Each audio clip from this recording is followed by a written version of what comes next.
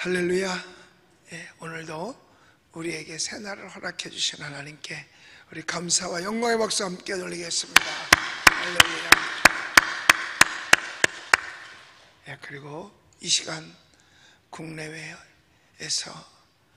이 우리 새벽 예배에 함께 동참해 주시고 기도에 동지가 되어 주신 수많은 사람들에게, 수많은 우리 하나님의 자녀들 위해 하나님의 크신 사랑과 축복과 은혜가 넘쳐나며 기도하는 모든 것들이 응답되시기를 예수님의 이름으로 축복합니다.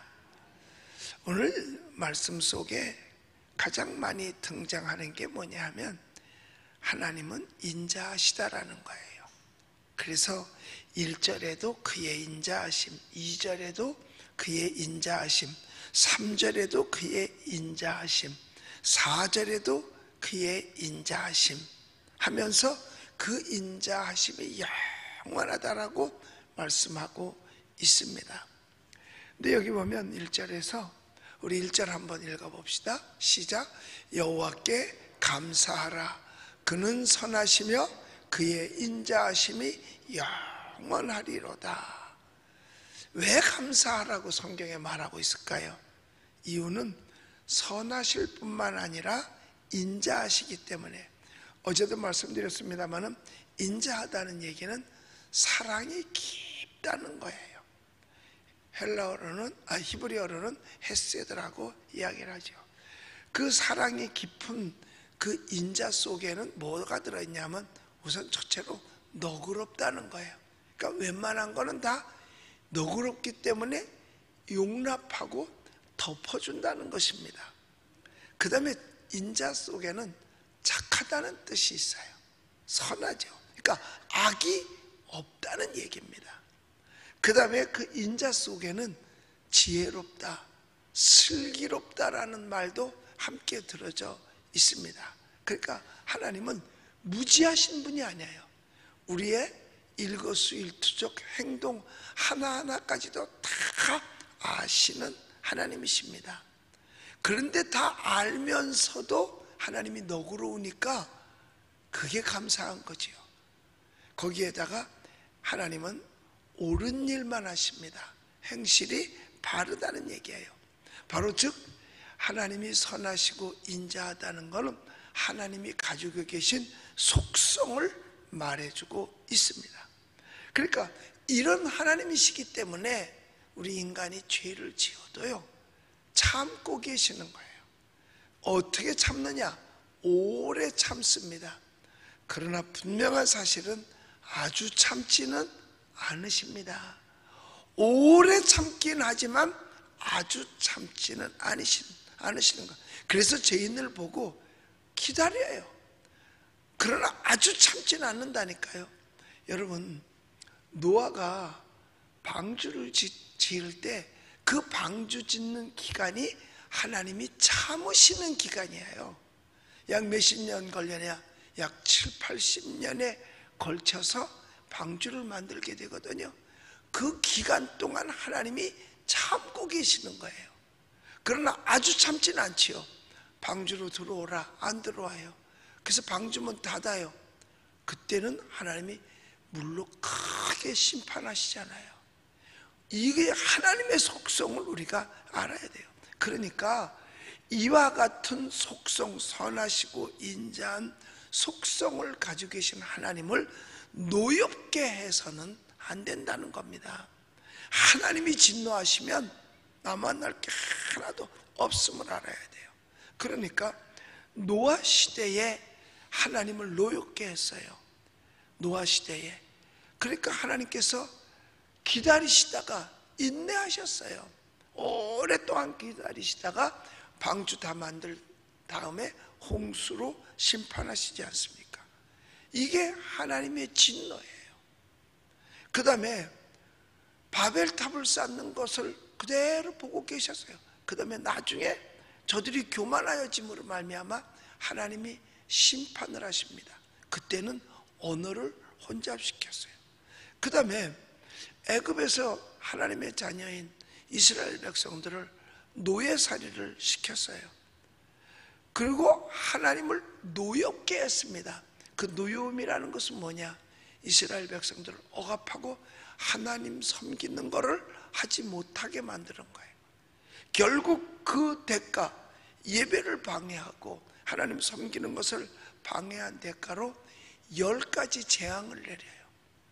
그리고 그때에 각 집마다 한 사람씩 싹 다 죽였어요. 왜? 장자는 다 죽였으니까. 그러니까 얼마나 하나님의 진노가 컸던 것을 우리는 알 수 있습니다. 우리는 하나님의 속성을 알으면 하나님의 마음에 들게 해야지 하나님을 노엽게 해서는 안 되는 겁니다. 하나님을 경외할지언정 하나님을 노엽게 해서는 안 되는 거예요. 자, 그러면 노아 시대에는 무엇로 하나님을 노엽게 했느냐? 음란하고 타락했어요. 하나님의 아들이 사람의 딸들과, 이 말은 뭐냐면 적절한 관계가 아닌 부적절한 음란 행위를 가리키는 거예요. 정상적인 것이야 하나님의 축복이죠. 부부가 생육하고 번성하는 하나님의 은혜를 입는다면. 그런데 그때 당시에도 노아 시대에 음란하고 타락했어요. 이것이 하나님을 노엽게 한 겁니다. 오늘날 시대가 음란하고 타락한 시대예요. 그것도 몰래 남이 보면 부끄러운 줄 알고 하는 행동이 아니라 아예 법으로 정해서 마음 놓고 자유롭게 음란하고 타락한 생활을 하게 만들었다. 하나님을 진노하게 만드는 거예요. 여러분, 원래 간음은 죄예요. 간통은 죄입니다. 사람의 마음을 파괴할 뿐만 아니라 가정을 파괴하고 부모와 자식 간의 대화를 파괴해버리고 부부간을 파괴해버리고 가장 하나님이 최초로 세운 사회인 부부, 가정을 파괴하는 거거든요. 그런데 그걸 법으로 괜찮아 라고 해버렸어요. 이 말은 뭐냐면 음란한 생활을 조장하는 겁니다. 아, 이젠 자유다 하고 말해요. 그 뒤로 얼마나 많은 가정이 파괴되었습니까? 그렇지 않아도 파괴될 판인데 거기다가 지금은 아예 차별금지법이라는 것을 만들어서 동성애도 조장하고 이성애도 조장하고 양성애도 조장하고 그냥 정상적이지 않은 행위, 이거를 법으로 인정해 주겠다는 거예요. 이거는 하나님을 노하시게 만드는 거예요. 결국 하나님의 노하는 하나님께서 노하심은 홍수로 그 땅을 심판했다는 사실을 아셔야 됩니다. 그 다음에 또 우리가 볼 것은 소돔과 고모라 성도 하나님의 진노가 임하였잖아요. 거기도 성적인 타락이에요. 그러니까 음란과 타락은 하나님을 진노하게 만드는 거죠. 그리고 바벨탑을 쌓는 것은 교만이었습니다. 하나님은 교만한 자는 심판하십니다. 겸손한 자에게 은혜를 주시는 거예요. 그런데 바벨탑을 쌓음으로 말미암아 하나님을 대적하려고 하는 교만, 그래서 하나님께서 그들을 언어를 혼잡시켜서 다 흩어지게 만들어 버렸습니다.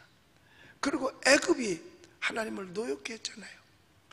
우리가 430년 동안 이곳에 있으면서 하나님께 예배를 드리지를 못했다. 그러므로 사흘길 떨어져 나가서 사실은 예배 드리고 오겠다고 했던 거예요. 그런데 그 예배를 못 드리게 했어요. 그 예배를 방해한 거예요. 그러니까 한 가지, 두 가지, 세 가지, 네 가지, 다섯, 여섯, 일곱, 여덟, 아홉, 10가지 재앙을 내리면서 허락한다고 했다가 또 못하게 하고 허락한다고 했다가 또 못하게 하고 결국은 장자 죽이는 재앙이 내려지니까 그제서야 나가라 하고 내보내줬어요. 심판이 있은 후에. 그건 뭐냐? 하나님을 경외하는 것을 방해한 행동입니다. 그러므로 우리는 하나님의 속성을 알아요. 하나님은 너그러우시고 착하고 슬기롭고 옳은 일만 하시고 선하시고 사랑이 많으신데 이 하나님을 경외하지 아니하면 안 된다는 얘기예요. 하나님을 경외해야 할 사람들이 하나님을 노엽게 해서는 안 된다는 거예요. 특히 우리 예수님 믿으시면 아멘 하십시다. 우리는 하나님의 속성을 알잖아요. 하나님이 무엇을 기뻐하시는지 알고 무엇을 싫어하는지 알잖아요. 그럼에도 불구하고 하나님을 경외하지 않는다, 그거는 하나님의 진노를 받기에 마땅하다 그 말이에요. 하나님을 경외하는 것은 두렵고 떨림으로 하나님을 존경하고 사랑하는 마음으로 하나님을 섬기고, 그런데 그 두렵고 떨리는 마음으로 하나님을 섬기는 행위가 바로 예배라고 하는 거예요. 예배 드릴 때는 하나님 앞에 두렵고 떨리는 마음으로 참여하잖아요. 앞에 대표기도 한번 아무나 시키면요 덜덜덜덜덜 떨어요. 무서워서 떠는 게 아니라 사랑해서 떠는 거예요. 경외롭기 때문에, 하나님이 위대하기 때문에, 무서운 게 아니라 사랑의 마음에서. 여러분, 한마디로 우리 하나님은 좋으신 하나님이십니다. 그래서 오늘 여기 성경에 말씀하시기를, 하나님을, 우리 4절을 한번 읽어볼까요? 4절을 시작. 이제 여호와를 경외하는 자는 말하기를 그의 인자하심이 영원하다 할지로다. 하나님을 경외하는 하나님의 자녀들, 우리는 하나님은 정말 사랑이 많으십니다. 하나님은 너그러우십니다. 하나님은 행실이 옳으십니다. 그러므로 우리는 하나님을 경외할 수밖에 없습니다. 그런데 그 경외의 방법이 뭐냐 이거예요. 그게 예배라는 거예요.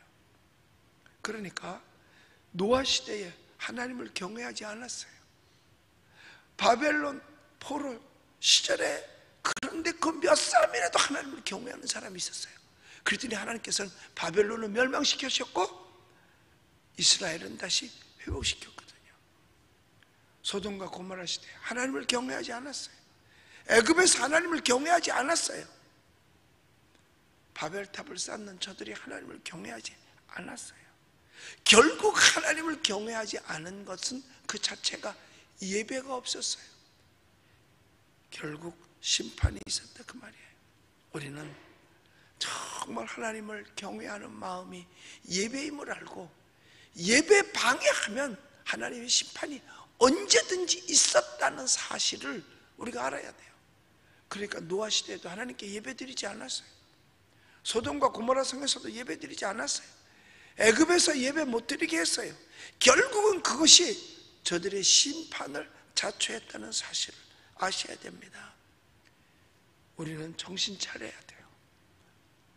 하나님 앞에 예배가 얼마만큼 소중한 것인가를. 그래서 이와 같이 하나님을 경외하는 자들이 핍박을 많이 받았습니다. 노아 시대에도, 노아는 아마 정신 나간 늙은이라고 했을 거예요. 아니 무슨 지금 뭐 장마 진다고 배를, 그것도 산꼭대기에다가 배를 만드느냐, 산꼭대기에서 무슨 배를, 다 미쳤다고 그랬을 거예요. 이와 같은 코로나19가 번지는데 교회 가서 예배 드린다 그러면 세상 사람들이 우리를 향해서 뭐라 그래요? 미쳤다 그러잖아요. 목사님 미친 거 아니에요? 이거 다 지금 번지는데. 백화점은 괜찮고, 음식점은 괜찮고, 지하철은 괜찮고, 공무원들은 괜찮고, 누가 미친 건지 모르겠어요. 노아가 미친 걸까요? 그때 사람들이 하나님을 경외하지 않는 사람들이 미친 걸까요? 애굽에서 하나님의 백성들이 출애굽을 하겠다고 해서, 왜? 예배드리러 가겠다. 그래서 나와서 제일 먼저 함께 성막을 짓고 하나님께 예배드린 거 아니에요? 누가 더 미친 걸까요? 하나님께 경배하는 거죠. 그래서 이와 같이 하나님을 경외하니까 돌아온 게 뭔지 아세요? 손가락질이에요. 고통이에요. 심적 고통. 자, 우리 5절을 한번 읽어보겠습니다. 시작. 내가 고통 중에 여호와께 부르짖었더니 여호와께서 응답하시고 나를 넓은 곳에 세우셨도다. 왜 고통을 당했는데? 하나님을 경외했다고 해서 미움을 받았다 이 말이에요. 하나님을 경외했다고 해서 미움받은 거예요.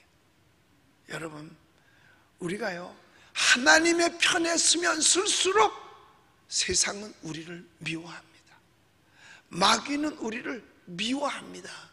그래서 요한복음 7장 7절에 미움받는 이유를 설명해 주고 있어요.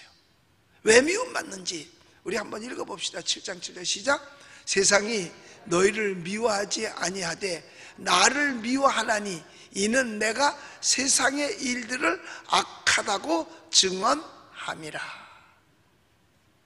왜 예수 믿는 사람이 미움을 받고 왜 예수님이 손가락질을 당하느냐? 잘못한 걸 잘못했다고 하니까 그래요.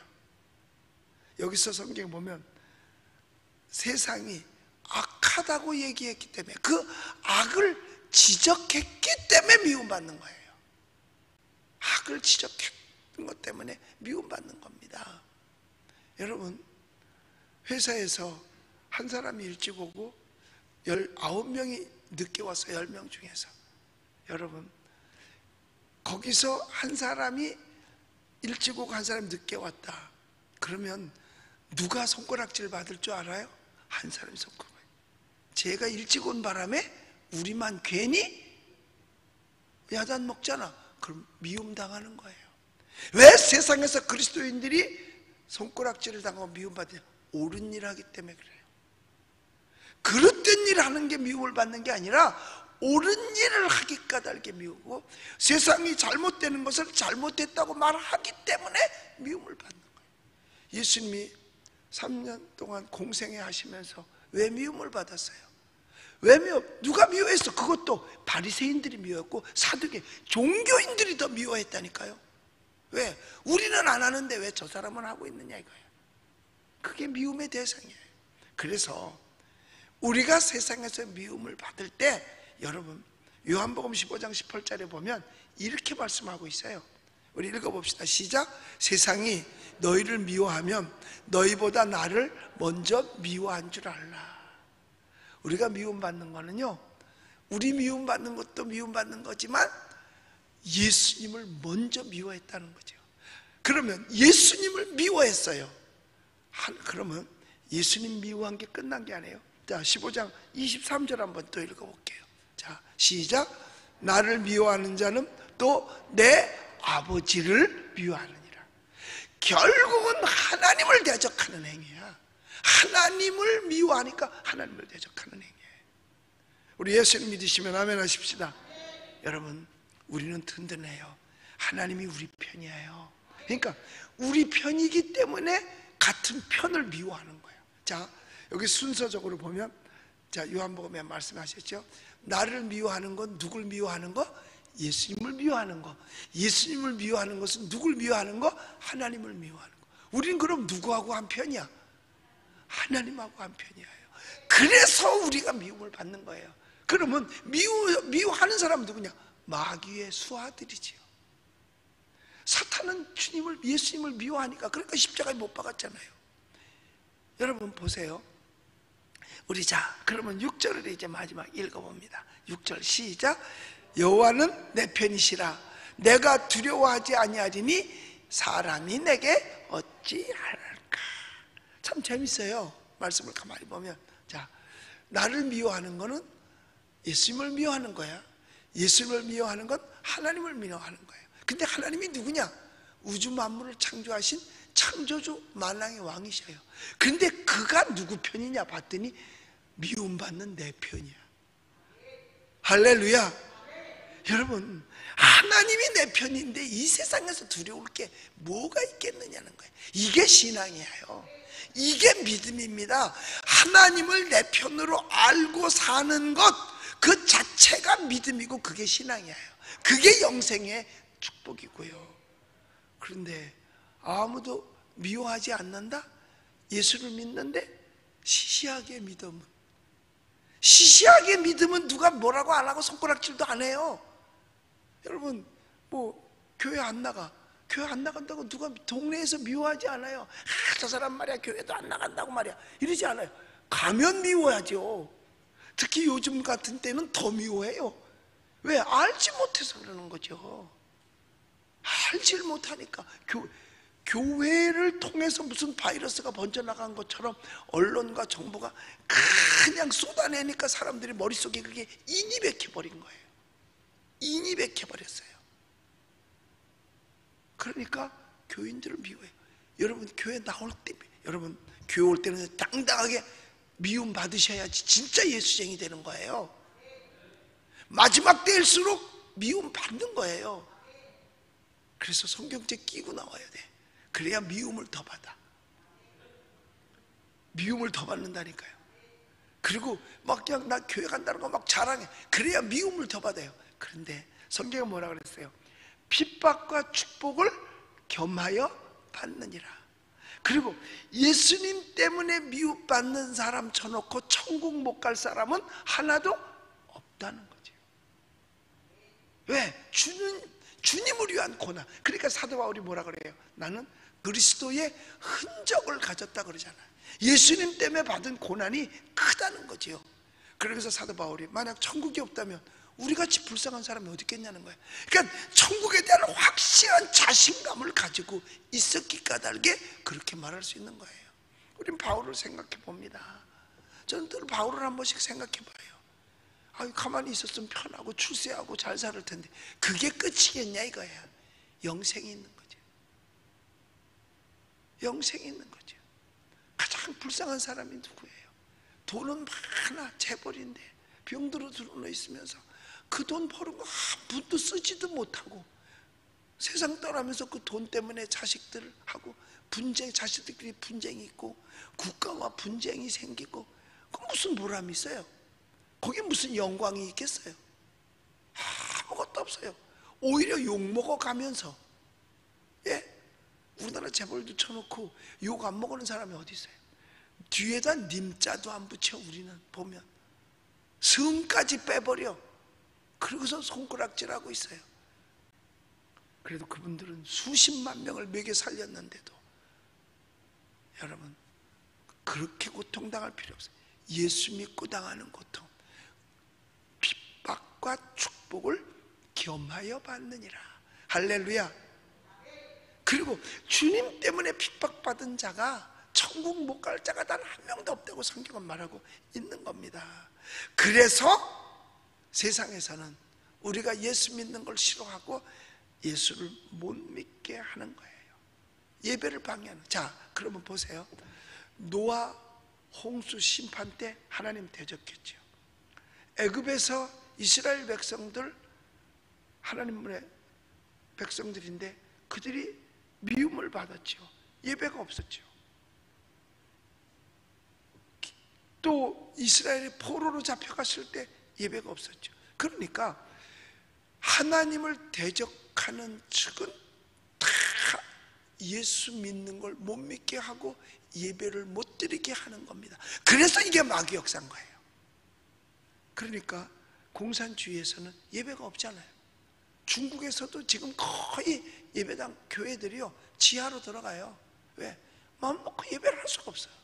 잡아가니까. 북한은 북한은 성경책만 들고 있어도 아우지 탄광 가야 돼요. 정치 수용사 성경만 들고 있어도, 들지 않고 집에다 감춰놓은 거 걸리기만 해도 안 되는 거예요. 절대로 안 돼요. 그러니까 예배 못 드려요. 그리고 무슬림 국가들에서 절대로 예배 허락하지 않습니다. 하나님의 대적하는 거 다 대적해. 그러니까 공산주의, 무슬림 이런 데서는요 절대로 허락하지 않습니다. 힌두교 이런 데서 절대. 그런데 기독교가 있는 나라는 다 허락합니다. 그러니까 신앙의 자유가 있는 나라는 종교의 자유가 있어요. 그런데 신앙의 자유가 없는 나라는 종교의 자유가 없습니다. 그러니까 종교의 자유가 있다는 것은 어떤 교든지 네가 원하는 신을 섬길 수 있다는 거죠. 그러니까 미국도 어떤 신이든지, 미국도 모든 종교 다 있어요. 우리나라도 모든 종교 다 있어요. 그런데 다른 나라는 이런 게 그렇게 흔치 않습니다. 그래서 공산주의하고 기독교가 공존하지 못하는 이유가 바로 그 이유예요. 그러니까 우리가 핍박을 받으려면 못하게 할수록 더 예수를 잘 믿어야 되는 거예요. 누구처럼? 다니엘처럼. 누구처럼? 다니엘의 친구 하나냐와 미사엘과 아살랴처럼 잘 믿어요. 그럴 때 하나님이 내 편이 되어주시는 겁니다.